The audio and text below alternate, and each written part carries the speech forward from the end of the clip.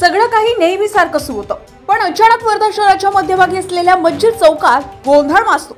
काही गाड्या वेगाने धावतात, एकाच वेळी मागून आणि पुढून गाड्यांची अडवणूक होते आणि नजरेच्या क्षणात बंदुकीचा धाक, पोलिसांचं सायरन आणि एक थरारक पाठलाग सुरू होतो।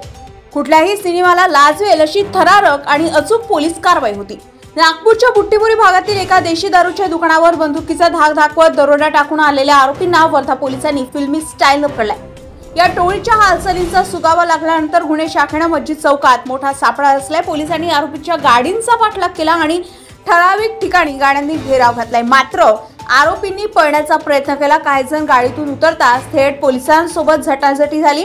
त्यानंतर गाडीच्या काचा फोडत पोलिसांनी 4 दरोडेखोरांना अटक केली आहे। या कारवाईमध्ये पोलिसांनी 3 बंदुका, 41,000 रुपये रोख रक्कम आणि इतर महत्त्वाचे मुद्देमाल जप्त केले। अटकेत असलेल्यापैकी 2 आरोपी वर्धेतील असल्याची माहिती समोर आली असून एक आरोपी अद्याप फरार आहे। त्याचा शोध युद्ध पातळीवर सुरू आहे। ही संपूर्ण कारवाई सीसीटीव्ही कॅमेऱ्यामध्ये कैद झाली असून सोशल मीडियावर प्रचंड व्हायरल झाली। अनेकांनी पोलिसांची धाडसी कारवाई पाहून कौतुकांचा वर्षाव केलाय, तर वरिष्ठ अधिकारी सुद्धा गुन्हे शाखेच्या या अचूक आणि संयमी कृतीचं खूप कौतुक करत आहे। शहरात अराजक माजवून पाहणाऱ्या गुन्हेगारी टोळींचा पोलिसांनी फिल्मी अंत केला आणि नागरिकांनी दिला सुरक्षतेचा दिलासा।